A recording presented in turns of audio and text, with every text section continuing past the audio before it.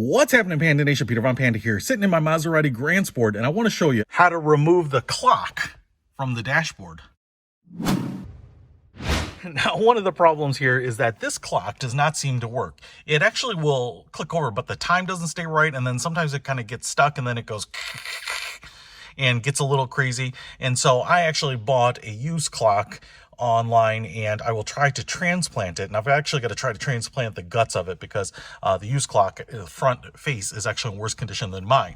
Now, getting this thing out requires removing the whole dashboard, and it's a pain in the butt to do. There are ways that I thought we might be able to tackle this. I've actually removed these two air vents here. That's a little tricky. There are 3 tabs that hold it in, so you've got to pry them up so that you can slide the vents out. So I can get around there. I was hoping to be able to do that in the back, but it's just going to be really hard to line up stuff, and I'm worried about dropping screws. So what I want to do is take out this panel, and you can see here we have little hex screws right there, so we need to remove that. So this little start panel will come out, and then there are screws down here which will allow me to remove this panel here. And there's a little plate that holds the clock against the dashboard, and I'm hoping that I can use this little ratcheting screwdriver and get up here and remove that so that I can drop out the whole clock unit. So let's see if it works. First thing you need is an Allen key or a hex key here. The 3/32 seems to be the right size to fit this little metric screw here. So we'll remove these. And as I remove the screws, I like having a little Ziploc bag so I can keep all the screws for each little project in one place and don't have to worry about losing them. Now that we have that lower panel off, you can see there are 2 Allen screws there. And so we need a 3mm Allen key to remove these 2 bottom ones.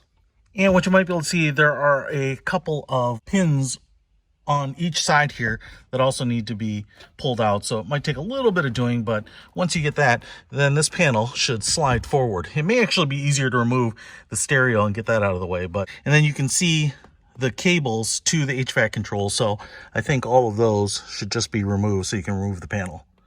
All right, the good thing is now I can actually get my ratchet and I can get to all the screws. And in fact, actually up here on these screws that are right up here, I can actually get the ratchet in here. And one of the tips here is that because this will freewheel a little bit, if you put your finger on the back of this and hold it in place, it will ratchet. And so it won't pull, it just won't wobble the screw back and forth. It'll actually hold it in and ratchet it out. So I'm gonna get this out and see if we can drop that clock down. In the screw, I can feel it right there. And I'm kind of pressing it into the back of the screw, but you can see this little ratchet is working. I just got all 4 screws. Moving the ratchet up into this opening definitely helps to kind of get it done. And then once those screws are out, if you push on the clock, it just pops out just like that. You can see this base plate here, how that attaches. Now you're just going to remove this, and we will do a little operation on the clock itself. So here's the clock that we removed, and I can tell you that it does not work. But what you can see here, besides my fingerprints, this chrome and the glass here is in pretty good shape, which is more than I can say for a lot of the used Maserati 4200 clocks. Now, I actually ordered this clock online, and I've already started to do a little disassembly. You can see here that the chrome around here is all pitted. What you might be able to see here is on the back, we really only have 2 Phillips head screws, and then once you remove those, the whole mechanism here will slide out the back. So I will show that to you here, but I want to transplant this into this housing, which is much nicer looking. I've removed that back panel there, and what you can see here is now I can slide the mechanism all the way out, and the little clips that hold this housing in here actually will come out just like that. But I think all of this I'm pretty happy with. And here is my clock that is promised to be working. Also, you want to make sure the button to reset it doesn't fall out. If you turn it over like that, it's just a little piece of chrome plastic, which you might be able to see right there. So you want to make sure that that stays in there. And this little tab is got to sneak under the front of the clock housing so that it can get to the button right there.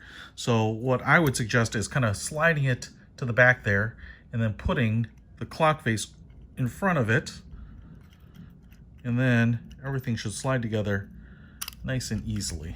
Boom. And now this button is right where it needs to be to reset the clock.